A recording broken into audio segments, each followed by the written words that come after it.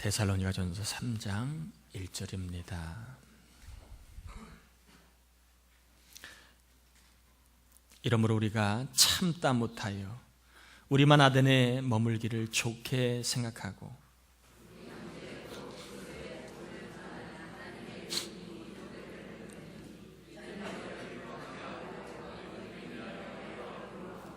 아무도 이 여러 환난 중에 흔들리지 않게 하려 함이라. 우리가 이것을 위하여 세움받은 줄을 너희가 친히 알리라.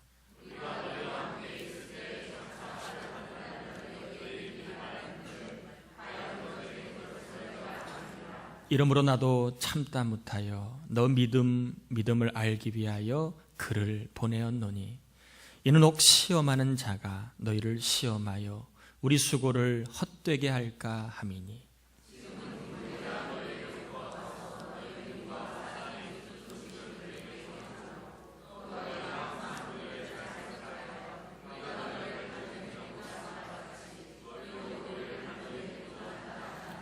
이러므로 형제들아, 우리가 모든 궁핍과 환난 가운데서 너희 믿음으로 말미암아 너희에게 위로를 받았노라.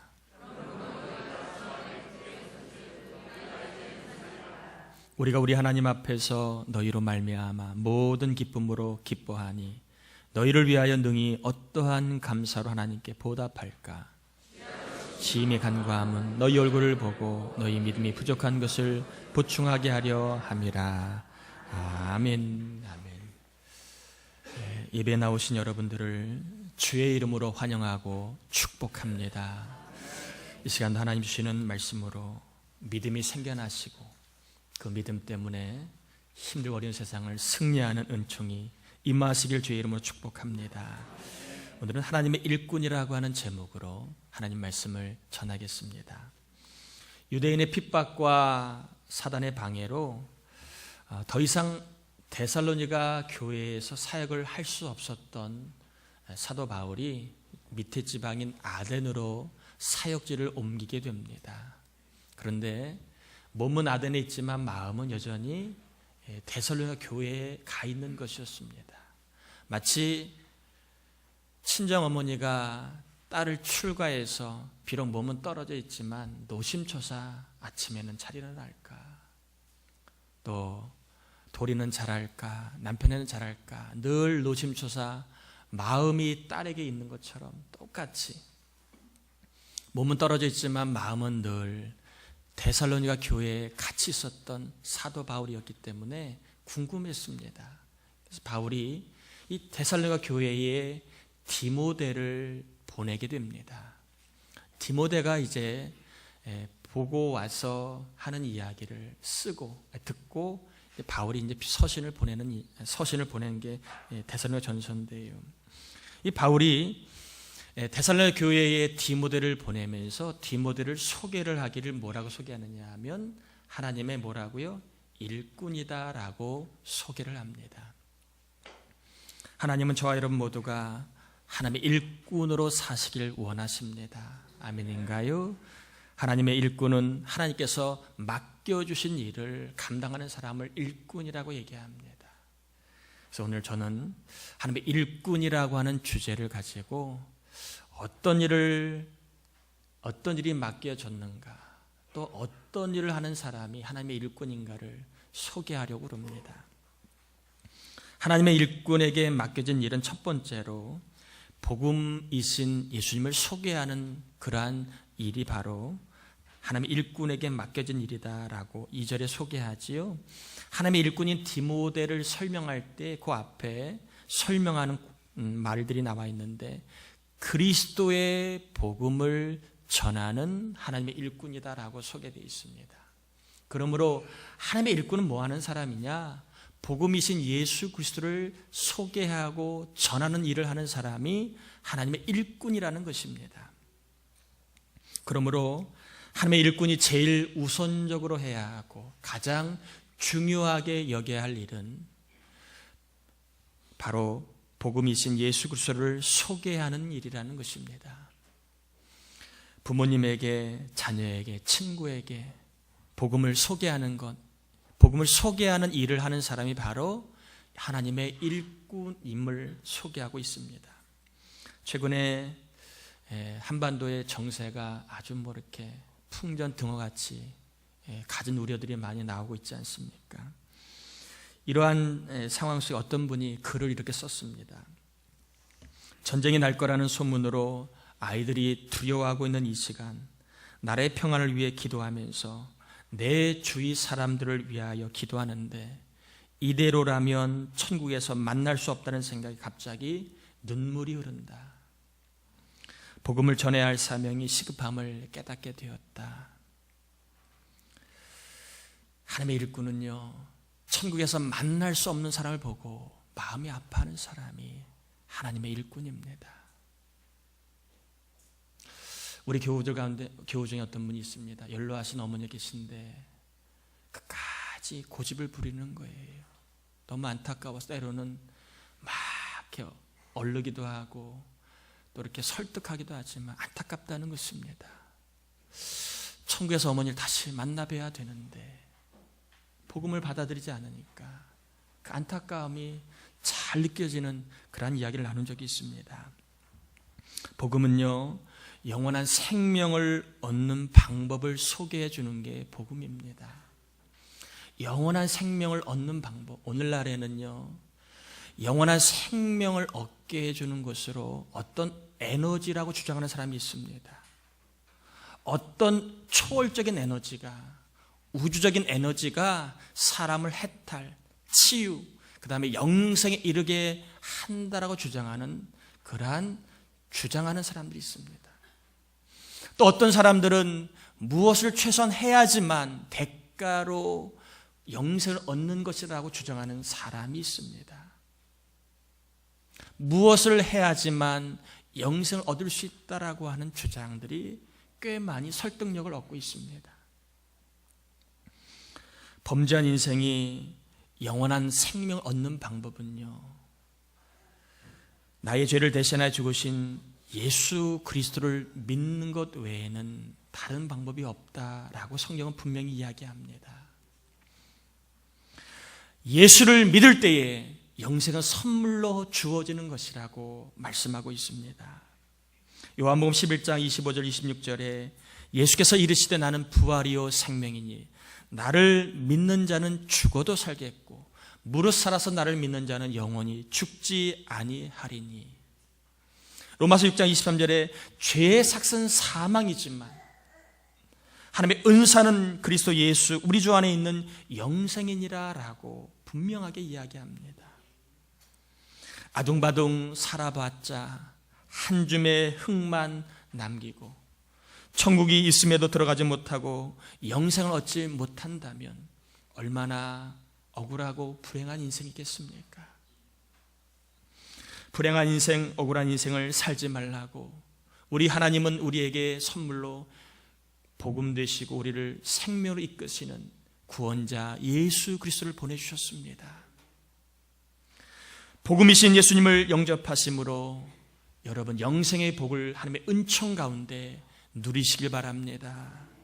또한 하나님의 일꾼은 영생을 주시는 예수님을 소개하는 일을 하는 사람이 하나님의 일꾼임을 기억하시고 저와 여러분이 복음이신 예수를 소개하는 하나님의 일꾼으로 살아가시기를 주의 이름으로 축복합니다.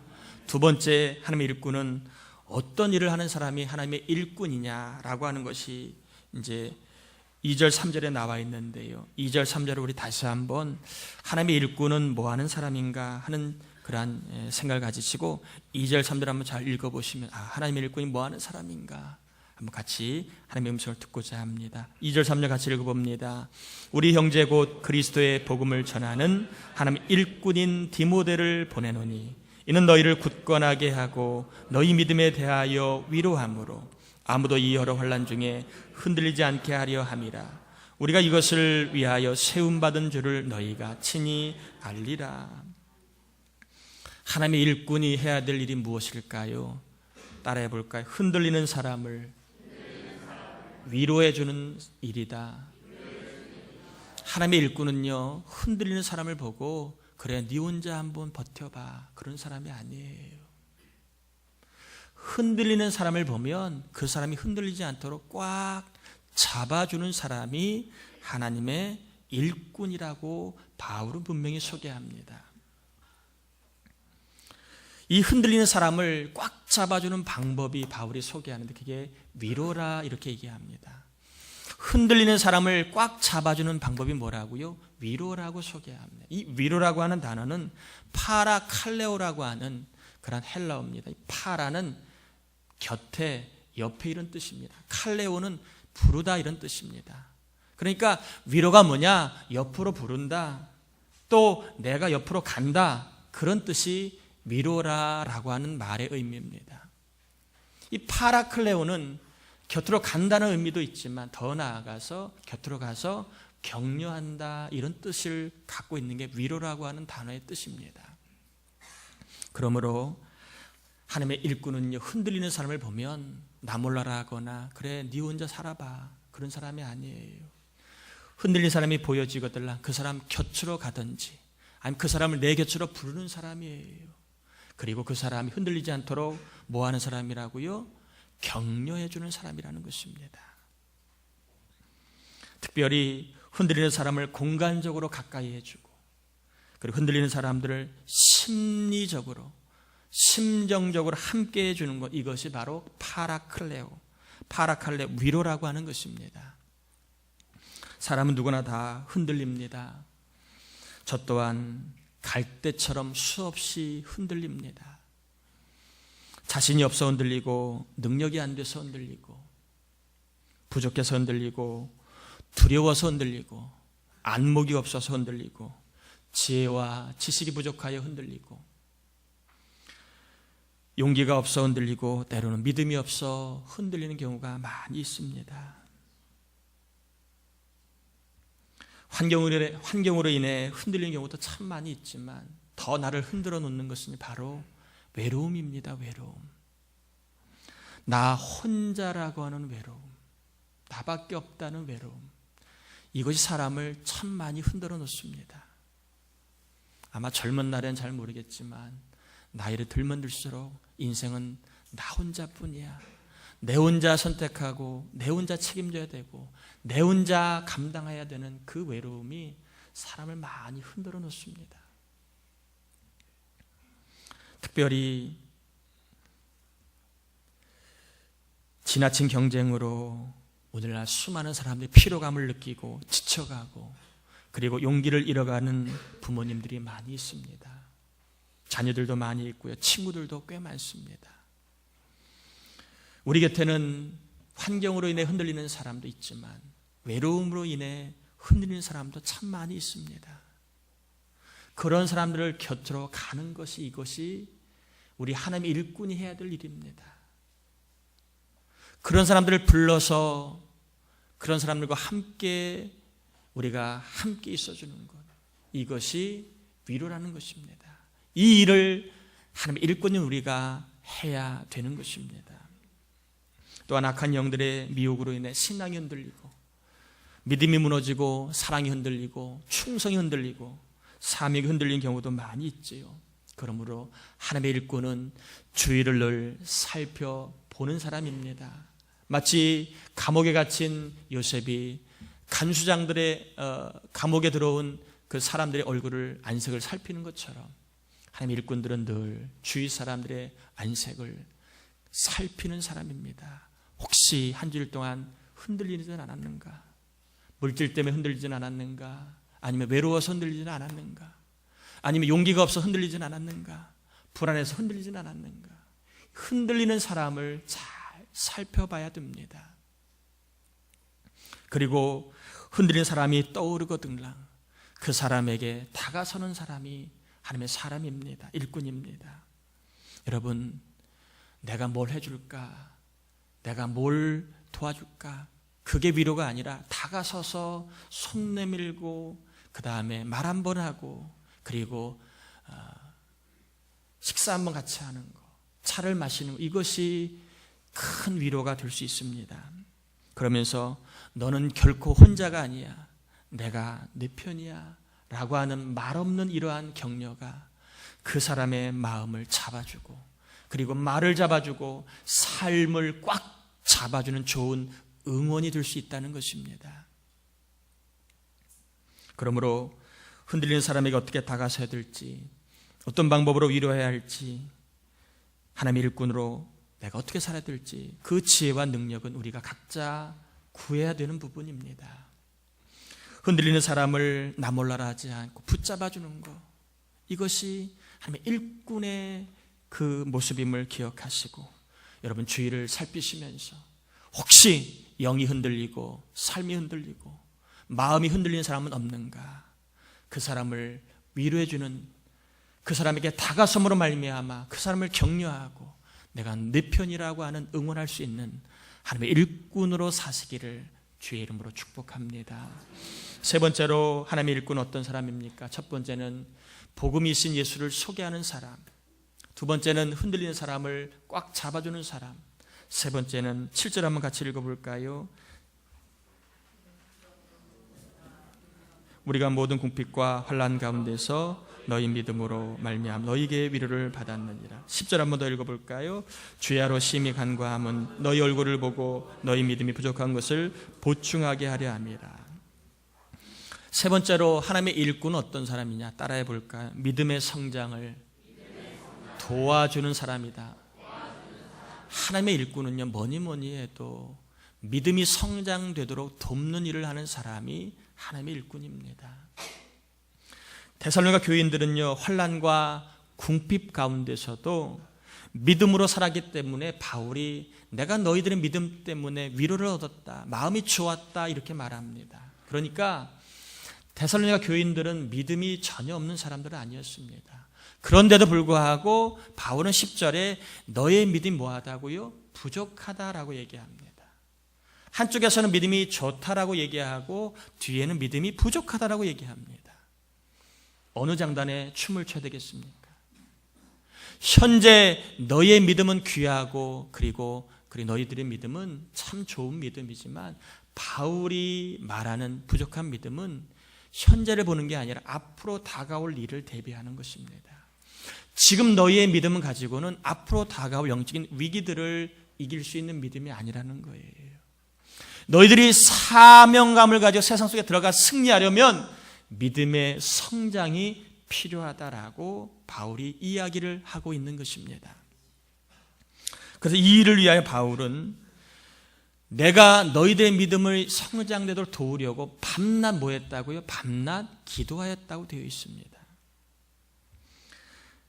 데살로니가 교인들의 신앙생활이 지금도 괜찮고 잘하고 있지만 하나님의 일꾼으로 사명을 감당하기 위해서 그리고 다가올 영적인 시험을 이기려면 믿음이 성장돼야 함을 바울이 말하고 이 성장할 수 있는 기회를 달라고 바울은 간절히 기도하였다라고 하는 것입니다. 이처럼 서로의 믿음이 성장되도록 도와주는 사람이 하나님의 일꾼이라고 하는 것입니다. 청년들은 서로 간의 믿음이 성장되도록 도와야 되고 어른들은 서로의 믿음이 성장되도록 도와야 하나님의 일꾼이라는 거예요. 왜 그러면 우리는 신앙이 성장하는 일에 간절하게 원해야 될까요? 왜 저와 여러분의 신앙이 그만 이 정도면 됐지 자꾸 왜 성장을 강요할까? 왜 성장의 필요를 제기할까? 하는 분이 계실 것입니다.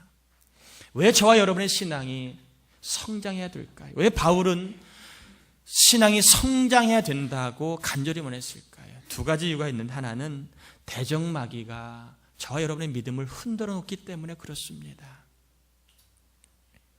대적마귀가 저와 여러분의 구원에 이르는 믿음뿐만 아니라 하나님의 사람으로 살 수 있는 그 믿음의 생활을 흔들어 놓기 때문에 우리의 믿음은 흔들림을 당해도 흔들리지 않는 믿음의 강함이 있어야 된다는 것입니다.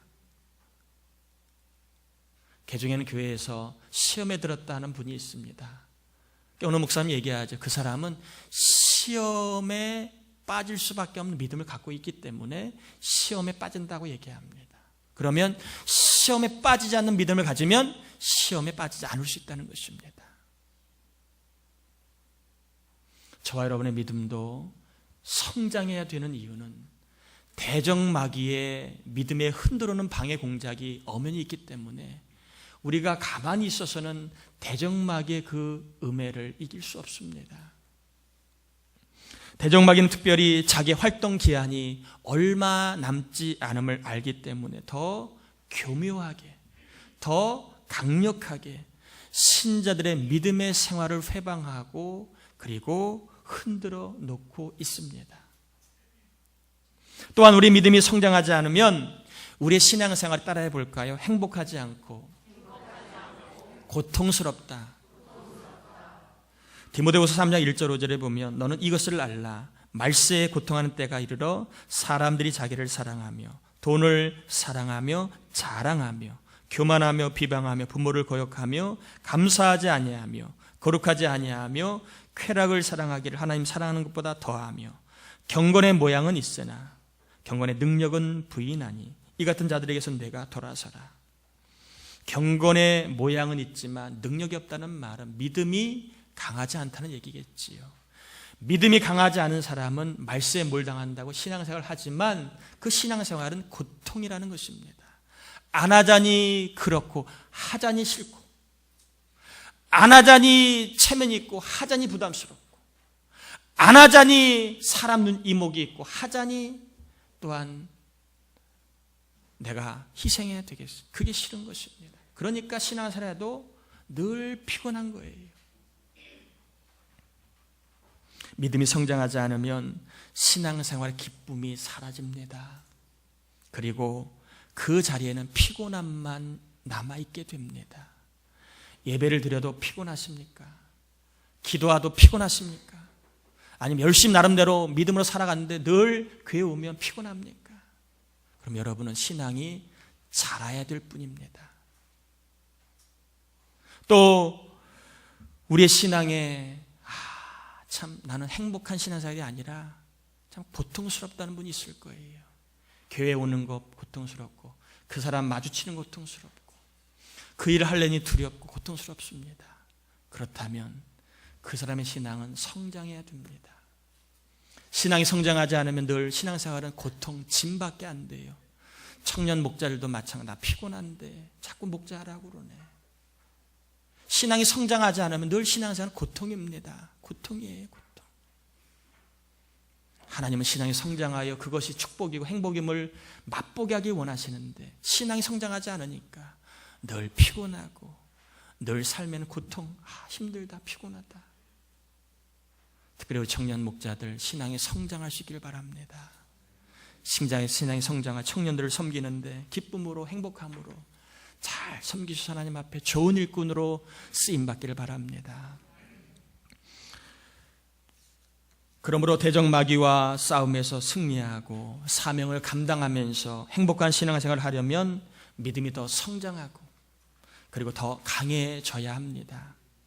바울은요, 이 교인들의 신앙이 성장하면 좋겠다는 이 바람이 간절했다고 6절에 소개되어 있는데 6절 한번 같이 읽어볼까요?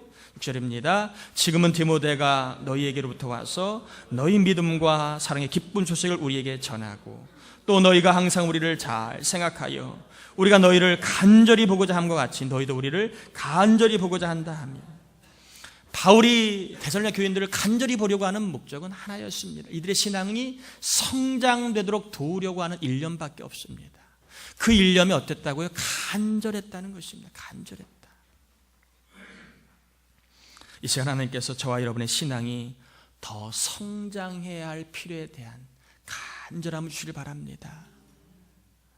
또한 우리 교회의 신앙이 성장되도록 도울 수 있는 마음도 간절히 우리 모두에게 주시길 바랍니다. 그래서 어른들은 교회 학교 애들의 신앙이 성장하는 것에 대한 간절함이 있으시고 또 서로서로의 신앙이 성장하는 일에 간절함을 하나님이 부어주시길 바랍니다.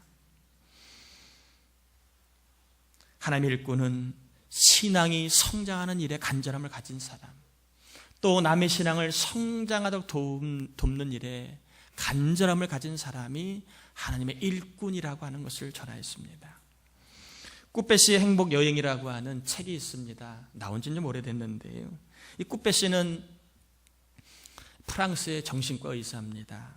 그래서 꾸빼시 발음이 좀 그렇습니다. 이 꾸빼시가 어느 날 사람들을 행복하게 하는 게 무엇인가, 사람들을 불행에 이르는 게 무엇인가, 그게 좀 알고 싶어가지고 전 세계를 여행을 하면서 나름 터득한 행복에 이르는 비결 23가지 소개한 게 꾸빼시의 행복 여행이라고 하는 책입니다. 여러 내용들이 나옵니다. 그 중에 남과 비교하지 않을 때 행복하다, 그게 나오고 있는데 저는 오늘 그 내용 중에서 이 내용을 좀 소개하려고 합니다. 행복은 다른 사람의 행복에 관심을 갖는 것이다. 행복은 뭐라고요? 다른 사람의 행복에 관심을 갖는 것이다. 오늘날 시대는 어떻지? 행복은 자기 행복에만 관심을 갖습니다. 자기 행복에만 관심을 가지니까 나는 행복할지는 모르지만 주변 사람은 힘든 거예요. 행복은 뭐라고요? 다른 사람의 행복에 관심을 갖는 것이다. 그럴 때 나도 행복해진다는 것입니다. 저는 이 말씀을 조금 우리 신앙에 적용해 보려고 합니다. 행복한 성도가 되길 원하십니까? 그렇다면 어디에 관심을 가져야 될까요? 다른 사람의 신앙이 성장할 수 있는 일에, 성장하도록 돕는 일에 여러분이 관심을 기울일 때 여러분의 신앙생활은 피곤한 게 아니라 행복할 것입니다.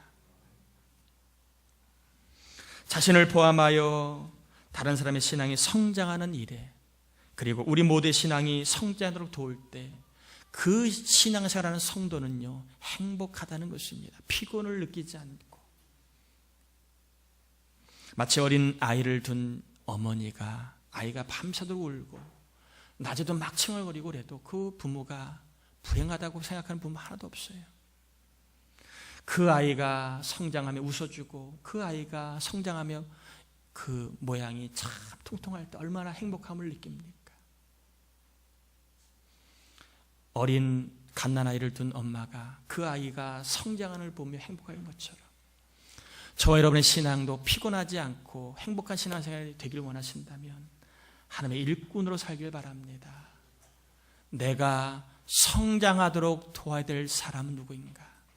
내가 좀 수고스럽지만, 내가 좀 노력해야 되지만, 내가 좀 짐이 되지만 내가 신앙이 성장되도록 도와야 될 사람을 도울 때 하나님은 그 사람의 신앙생활이 행복하도록 도와주실 것입니다. 하나님의 일꾼으로 행복한 성도, 행복한 신앙생활을 할 수 있기를 주의 이름으로 축복합니다. 복음을 소개하고 흔들리는 사람 곁으로 다가가서 꽉 잡아주고 서로의 신앙이 더 성장하도록 관심과 도움을 쏟는 하나님의 일꾼으로 사셔서 더 행복한 가정, 더 행복한 일터, 더 행복한 교회 생활이 되시기를 예수님의 이름으로 축원합니다. 우리 찬양하고 가시고 좀 같이 기도하겠습니다.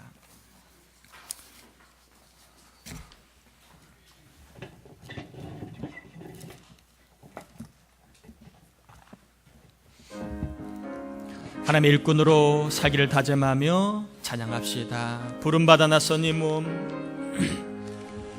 부름받아 나선 이 몸 어디든지 가오리다. 괴로우나 즐거우나 주만 따라가오리는 어느 누가 막으리까? 죽음이 늘 막으리까? 어느 누가 막으리까? 죽음이 늘 막으리까? 아골 골짜 빈들에도 복음 들고 가오리다. 소돔 같은 거리에도 사랑 안고 찾아가서 종의 몸에 지는 것도 아낌없이 드리리다. 종의 몸에 지는 것도 아낌없이 드리리다.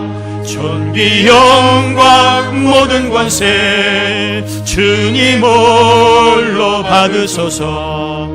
멸시천대 십자가는 제가 지고 가오리다. 이름 없이 빛도 없이 감사하며 섬기리라. 이름 없이 빛도 없이 감사하며 섬기리라. 아멘. 이 시간 우리 같이 좀 기도했으면 좋겠습니다. 하나님의 일꾼으로 나는 하나님의 맡겨진 일을 얼마나 감당하고 있는가 한번 돌아보시길 바랍니다. 나는 복음이시고 영생을 주시는 예수 그리스도를 전하고 있는가, 소개하고 있는가, 부모님에게, 자녀에게, 친구들에게. 또 나는 마음이 흔들리고 삶이 흔들리고 믿음이 흔들리고 있는 사람을 꽉 붙잡아주고 있는 하나님의 일꾼인가, 아니면 본청만청 내 코가 석자라고 나만 보고 살아가는 인생인가. 또 나는 나의 믿음도 내 믿음이 성장하기를 원하는 간절한 마음이 있는가. 또 우리 부모님, 자녀들의 믿음이 성장하기를 간절히 원하고 있는가. 더 나아가 우리 교회 학교 아이들, 우리 유치부 아동학습의 청년들 믿음이 성장하기를 간절히 원하고 있는가. 더 나아가 우리 어른들의 믿음이 성장하기를 간절히 원하고 있는가. 여러분, 믿음이 성장하지 않으면 악한 마귀의 공격 앞에 늘 넘어질 수밖에 없습니다. 또 믿음이 성장하지 않으면 우리의 신앙생활은 고통스럽고 피곤합니다. 하나님의 일꾼으로 살아서 더 행복하고 더 복 있는 신앙생활, 사회생활, 가정생활이 될 수 있도록 내가 하나님의 일꾼으로 어떤 일을 해야 되겠습니까? 내가 하나님의 사람으로 어떤 삶에 어떤 일을 더 충성되게 여겨야 되겠습니까? 특별히 우리 가운데는 교회 처음 나온 분이 계십니다. 그분이 하나님 영생을 주신 예수님을 만날 수 있도록 기도 부탁을 드립니다. 우리 같이 기도합시다. 하나님 아버지 감사합니다. 이 시간 저희들을 사랑하시고 저희들을 붙잡아 주시는 은혜를 감사합니다. 하나님 아버지, 이 시간 하나님 일꾼이라고 하는 제목으로 말씀을 전하겠습니다. 하나님 아버지, 하나님의 일을 감당하는 사람이 하나님의 일꾼입니다. 주여, 이 종이 하나님의 일꾼으로 어떤 일에도 힘을 내야 하겠습니다. 생명이신 복음을 주신 영생을 주신 예수 그리스도를 전하는 일, 특히 우리 가운데는 예수 그리스도를 믿어야 영원한 생을 얻어야 되는 귀한 영혼이 있습니다. 성령 인생 감동시켜 주셔서 그 헛된 인생, 오랜 인생이 아니라 복 있는 사람 예수를 통하여 아버지 얻을 수 있도록 이 세상 성령 감동시켜 주옵소서. 간절히 빌고 원합니다. 하나님, 우리의 삶의 자리에 흔들고 있는 사람은 누가 있습니까? 내가 다가서 꽉 잡아줘야 될 사람은 누가 있습니까? 하나님 아버지, 또한 우리의 삶의 자리마다 하나님, 내가 믿음이 성장되기를 원하고 기도해야 될 사람, 또 내 믿음 얼마나 성장되기 원하고 있습니까? 하나님, 악한 마귀의 괴계 앞에 또 하나님 신앙생활이 복되기 위하여 우리 믿음이 성장되어야 되는데, 하나님 우리 사랑교회 모든 이들의 믿음이 성장되기를 간절히 원하는 이들이 많아지게 하여 주시고, 아버지 그런 마음을 가지고 간절히 기도할 때마다 우리 교회 모든 아버지 그 성원들의 믿음이 성장될 줄 믿습니다. 승리하게 하시고 신앙생활에도 피곤하지 아니하고 기뻐하고 행복할 수 있도록 주여 우리 모두가 한 일꾼으로 살게 도와주셔서 더 삶이 한주간의 삶이 행복하고 더 한주간의 가정이 행복하고 더 한주간의 교회생활이 행복할 수 있도록 도와주시옵소서. 감사합니다. 감사합니다. 하나님 아버지 감사합니다.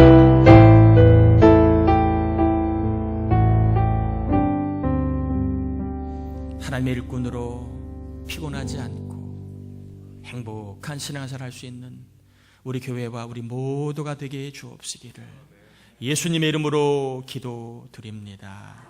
아멘.